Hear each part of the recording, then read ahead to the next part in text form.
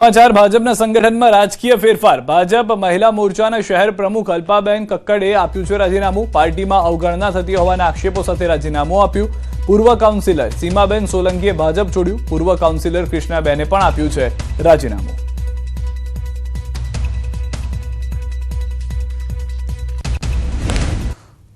મોરબીમાં સ્થાનિક સ્વરાજ્યની ચૂંટણીને લઈને અનેક રાજીનામાઓ સામે આવી રહ્યા છે। મોરબી મહાનગરપાલિકામાં ટિકિટ કપાતા ભાજપના પૂર્વ કાઉન્સિલર, મહિલા પ્રમુખ અને ત્યારબાદ બીજા એક કાર્યકર્તાએ પણ રાજીનામું આપ્યું છે। આપણે એમની સાથે સીધી વાત કરશું। અલ્પાબેન, શા માટે ભાજપમાંથી રાજીનામું આપ્યું છે?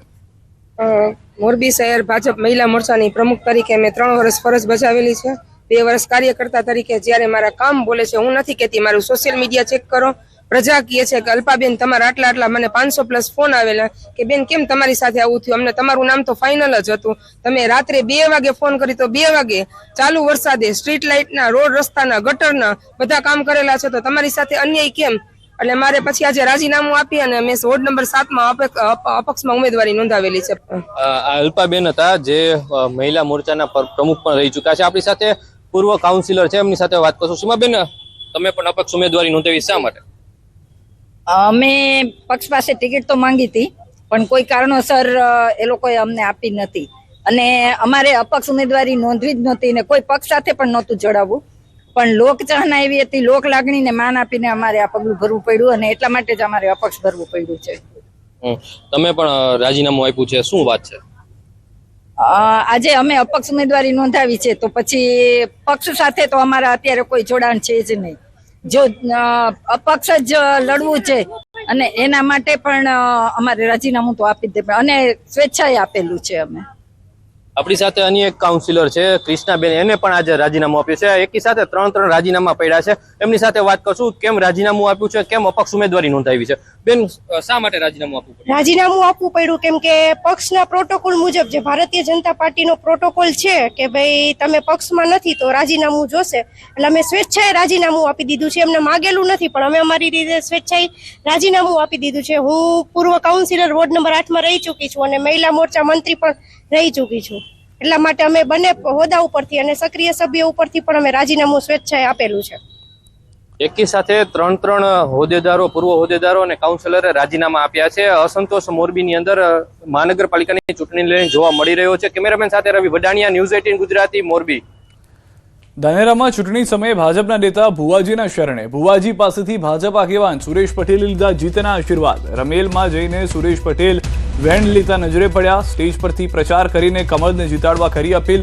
માતાજીએ જીતનું વેણ આપ્યું હોવાનો પણ દાવો કરવામાં આવ્યો છે। તો અંધશ્રદ્ધાને લઈને જે દ્રશ્યો છે તે ખુદ ભાજપના જ કેટલાક નેતાઓ દ્વારા ફેલાવવામાં આવતા હોય તેવું જોવા મળી રહ્યું છે। સ્ટેજ પરથી કમળને જીતાડવા માટે અપીલ કરવામાં આવી રહી છે। જ્યાં આગળ ભૂવા ધૂણવા જેવી માનતાઓને લઈને લોકો ના પાડતા હોય છે અથવા તો સમજાવવાનો પ્રયાસ થતા હોય છે, તે જગ્યાએ પહોંચ્યા છે ભાજપના નેતાઓ। સ્થાનિક સ્વરાજની ચૂંટણીને લઈને તાલુકા તેમજ ગ્રામ્ય વિસ્તારોમાં રાજકીય ગરમાવાના દિવસે ને દિવસે તેજ બનતા જાય છે। ત્યારે તાલાલા ગીરના આંકોલવાડી ગામે આમ આદમી પાર્ટી દ્વારા ભવ્ય રેલી બાદ જનસભાનું આયોજન કરવામાં આવ્યું। તો આ કાર્યક્રમમાં વિસાવદર મત વિસ્તારમાં આપના ધારાસભ્ય ગોપાલ ઇટાલિયા મુખ્ય આકર્ષણ રહ્યા હતા। તેમણે સ્થાનિક આગેવાન અને કાર્યકરો સાથે રેલી યોજી ગામમાં શક્તિ પ્રદર્શન કર્યું અને મોટી સંખ્યામાં એકત્રિત થયેલી જનમેદનીને સંબોધી હતી। સાથે જ ફોર્મની ખેંચતાણ પર ઇટાલિયાએ કહ્યું કે ફોર્મ ખેંચતાણમાં હિન્દી ફિલ્મો જેવા દ્રશ્યો સર્જાયા। हिंदी फिल्म में गुंडा અને હીરોનો જે આખે હામહામી હવાહદી બોલતે ને એના કરતા વધારે હવાહદી કાલ બોલી। હિન્દી ફિલ્મ જેવો સીન થઈ ગયો। ગાડીઓ આમ દોડે, માણસો આમ દોડે, કેમેરા વાળા। સુરત મહાનગરપાલિકા ચૂંટણીનો જંગ। સુરત મનપાની ચૂંટણીમાં ભાજપનો પ્રચાર પૂરજોશમાં। પ્રચાર દરમિયાન ધારાસભ્ય કુમાર કાનાણી બન્યા આકરા। આમ આદમી પાર્ટી પર કુમાર કાનાણીએ માર્યા ચાપખા। આમ આદમી પાર્ટીને જુઠ્ઠાણાઓની પાર્ટી ગણાવી। આમ આદમી પાર્ટીના કાર્યકર્તા કહે છે કુમાર કાનાણી પત્ર લખે છે પરંતુ અધિકારીઓ કોઈ સાંભળતા નથી, જેના જવાબમાં કુમાર કાનાણીએ કહ્યું કે પત્ર લખીએ છે ત્યારે તાત્કાલિક કામ થાય છે।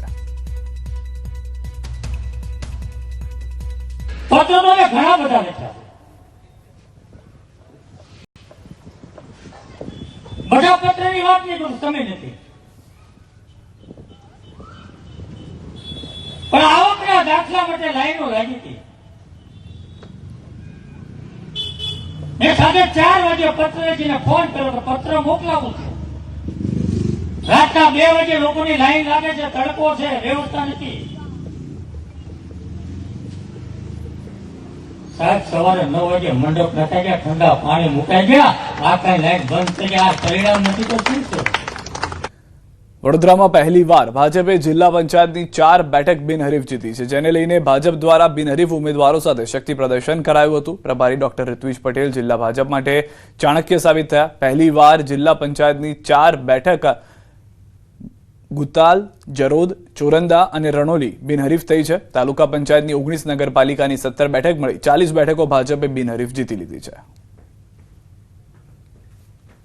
સમગ્ર જિલ્લામાં કેસરિયા લહેર વ્યાપી છે, કારણ કે જિલ્લા પંચાયતની 4 સીટ, તાલુકા પંચાયતની 19 સીટ અને નગરપાલિકાની 17 સીટ વડોદરા જિલ્લા ભાજપને બિનહરીફ મળી છે, જે આજ સુધીના ઇતિહાસમાં અમારા માટે એક ગૌરવ.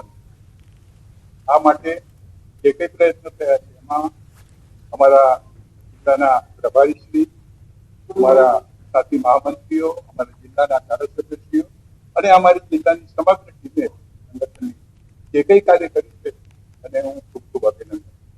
હવે 40 બેઠકો બિનહરીફ કરવામાં સફળ રહ્યા છીએ, ત્યારે એક વાત બહુ સ્પષ્ટ છે કે કોંગ્રેસ હતાશ અને નિરાશ છે.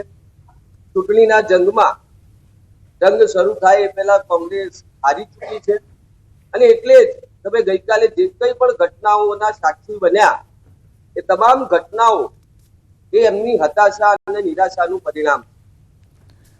ભરૂચ શહેર કોંગ્રેસ દ્વારા નગરપાલિકા ચૂંટણી માટે ઉમેદવારોની ફાઇનલ યાદી જાહેર થતા રાજકીય માહોલ ગરમાયો. દબાણ અને ધાકધમકી વચ્ચે અડીખમ રહી ઉમેદવારી નોંધાવનાર ઉમેદવારોનું સન્માન કરવામાં આવ્યું. પક્ષને વફાદાર કાર્યકરોને તક આપતા એકતા અને વિશ્વાસનો સંદેશ આપવાનો પ્રયાસ કર્યો. નેતાઓએ ટિકિટ વહેંચણી દરમિયાન મતભેદ સ્વાભાવિક ગણાવી સંગઠન મજબૂત કરવાની વાત કરી. સાથે જ મુમતાજ પટેલના પ્રચારમાં જોડાવાને લઈને પણ સકારાત્મક સંકેત આપવામાં આવ્યા છે. જે ઉમેદવારો પર સામ દાન ની પદ્ધતિ અપનાવીને ઉમેદવાર પાછું ખેંચવાનો જે ભાજપની સરકાર દ્વારા પ્રયત્ન કરવામાં આવેલો, તેની સામે જબરજસ્ત તાકાતથી ઉભા રહીને ફોર્મ પાછું નથી ખેંચાયું, નક્કી છે એવા લોકોને સન્માન કરવાનો પ્રોગ્રામ રાખવામાં આવેલો. તો મુમતાજ પણ ભરૂચ જિલ્લાના બેટી છે, ભરૂચ જિલ્લાની એ છે, અહમદ પટેલની દીકરી છે, એ પોતે પણ પ્રચાર કરવા ખુદ જ આવવાના છે. એમાં આશા રાખવાનો પ્રશ્ન નથી, એમની ફરજ પર છે, અમારી ફરજ છે કે અમે પ્રચારમાં બોલાવીએ, એટલે આવવાના છે. તો ભાવનગરમાં હાઈ વોલ્ટેજ રાજકીય ડ્રામા જોવા મળ્યો છે, જ્યારે શહેર કોંગ્રેસ પ્રમુખ સામે કોંગ્રેસના જ ઉમેદવારના અપહરણની FIR નોંધાતા પરિસ્થિતિ ગરમાઈ હતી. શહેર કોંગ્રેસ પ્રમુખ લાલભા ગોહિલ પર અપહરણના આક્ષેપ સાથે ફરિયાદ નોંધાઈ, જેના પગલે તેમની ધરપકડ કરવામાં આવી હતી. પરંતુ લગભગ 6 કલાકથી વધુ ચાલેલા ઘમાસાણ બાદ તેઓ પોલીસ કસ્ટડીમાંથી મુક્ત થયા. તે બાદ શહેર કોંગ્રેસ કાર્યાલયમાં હર્ષનો માહોલ છવાઈ ગયો અને મહિલા કોંગ્રેસ કાર્યકર્તાઓ દ્વારા લાલભા ગોહિલને હાર પહેરાવી તિલક કરી તેમનું સ્વાગત કરાયું. આ દરમિયાન લાલભા ગોહિલે કોંગ્રેસના આગેવાનો, કાર્યકરો અને સમગ્ર સંગઠનનો આભાર માન્યો હતો. કોઈ સાથે વાત પણ નથી કરતો, મારા ઉપર FIR કરી, સીધા મારી ધરપકડ કરી. પણ મેં આપને કહ્યું હતું એમ, મને ચોક્કસ ન્યાયતંત્ર ઉપર વિશ્વાસ છે. આમાં બીજું આમાં મારો કોઈ રોલ નથી.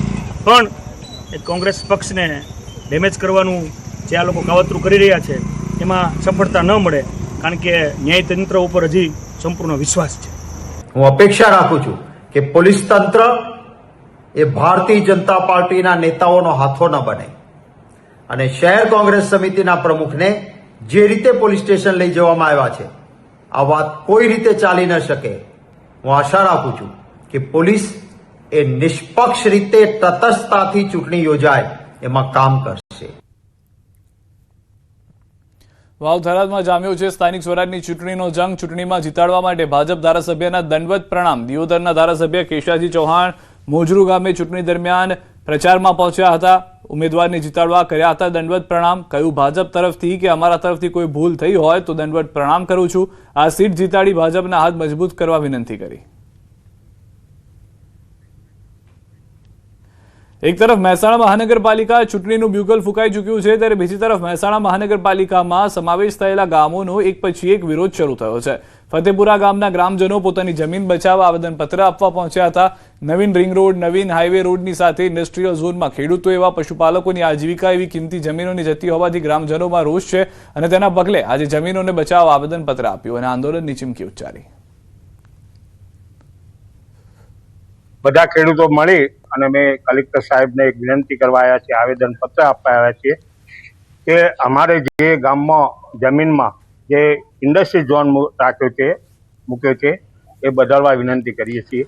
અને બીજું એક અમારું નાનું ગામ છે અને નાના ખેડૂતો છે, 2-2 વીઘા જમીનવાળા છે અને એમાં નગરપાલિકાએ જે 40%નો ઇસ્યુ મૂક્યો છે તો 40% કપાતો અમારા ખેડૂતો જોડે કોઈ જમીન રહેતી નથી. પંચમહાલના ઘોગંબાની રાજ્યના નાયબ મુખ્યમંત્રી હર્ષ સંઘવીએ મુલાકાત લીધી. હર્ષ સંઘવીએ પરોલી મંદિર ખાતે દર્શન કર્યા, બાદમાં કાર્યકરના ઘરે ભોજન કર્યું. ઘોગંબા બિરસા મુંડા સર્કલ ખાતે બિરસા મુંડા ભગવાનને માલ્યાર્પણ કર્યા બાદ નાયબ મુખ્યમંત્રી બાઇક રેલીમાં જાતે જ બાઇક હંકારી સભા મંડપ ખાતે પહોંચ્યા હતા. દ્રશ્યોમાં પણ આપ જોઈ રહ્યા છો કે મોટી સંખ્યામાં કાર્યકર્તાઓ પણ જોવા મળ્યા હતા. તમામ લોકોને સંબોધન કરવાનો પ્રયાસ પણ, તેમના તરફથી એક મેસેજ આપવાનો પણ પ્રયાસ કરવામાં આવ્યો હતો. પહેલા તો તેઓ મંદિરમાં પહોંચ્યા, દર્શન કર્યા, ત્યારબાદ ભાજપના જે કાર્યકર્તા, જે સ્થાનિક ત્યાંના નેતાઓ છે તેમની સાથે મુલાકાત કરતી હતી, વાતચીત પણ કરી હતી. સ્વાભાવિક છે, સ્થાનિક સ્વરાજની ચૂંટણીને લઈને અલગ અલગ મુદ્દાઓ પર જ્યારે ચર્ચા ચાલી રહી છે તો એક માર્ગદર્શન આપવામાં આવ્યું હતું. ત્યારબાદ બાઇક પર રેલી જે એક નાનકડું આયોજન કરવામાં આવ્યું હતું તે પણ સ્વયં ચલાવી અને તેમાં ભાગ બન્યા હતા.